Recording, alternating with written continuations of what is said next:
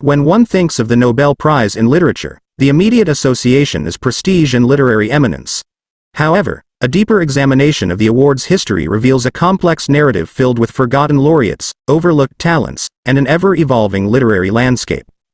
For many, owning a collection of works by Nobel Prize winners is a mark of sophistication and cultural appreciation. These beautifully bound volumes often serve as decorative pieces in living rooms, adorned with gold-embossed leather covers. Crack one open, and you might encounter the words of literary giants like Albert Camus, Gabriel García Márquez, William Faulkner, Samuel Beckett, or Yasunari Kawabata, luminaries of the literary world. But within these elegant tomes of Nobel laureates lie names that may elicit puzzled expressions, even from well-read bibliophiles. Sully Prudhomme, the French poet and essayist who claimed the inaugural Nobel Prize for Literature in 1901, may be an unfamiliar figure to many. Similarly, the likes of Verner von Heidenstam, 1916, Frans Eemil Sillanpää, 1939, Johannes Vilhelm Jensen, 1944, Giosuè Carducci, 1906, Henrik Pontoppidan, 1917, or Carl Spitteler, 1919, may remain enigmatic to even the most dedicated readers. These authors, though deserving of recognition, often remain confined to their home countries, their works untranslated and their legacy fading with time.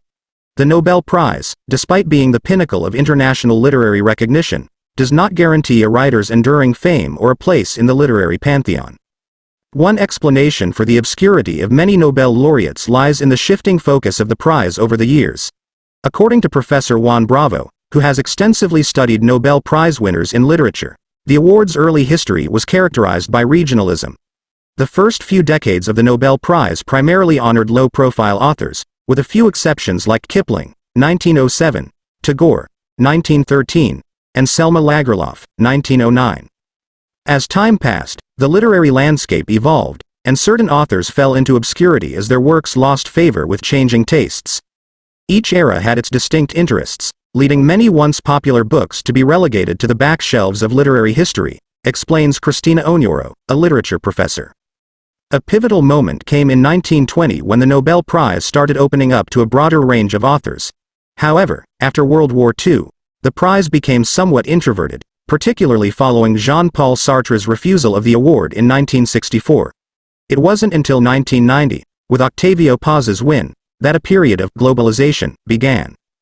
During this globalization phase, the Nobel Prize introduced readers to authors from far-flung corners of the world, challenging the dominance of older, white European male laureates.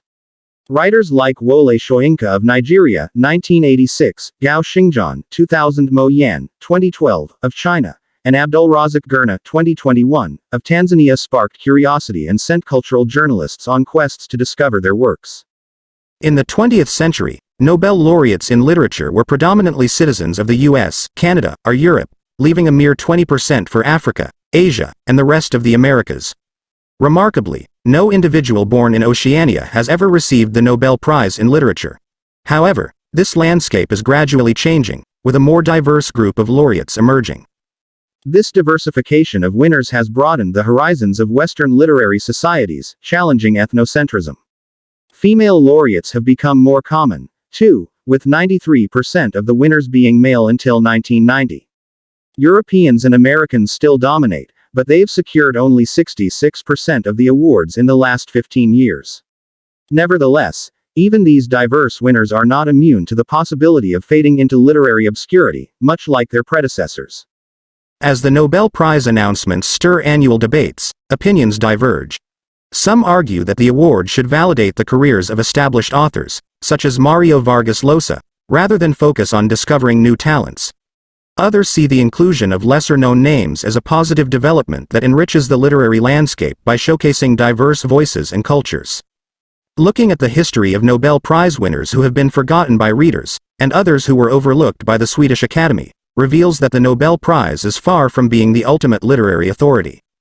Success, it seems, is fleeting, and the literary canon is ever shifting, with authors rising to prominence in one era and fading into obscurity in another.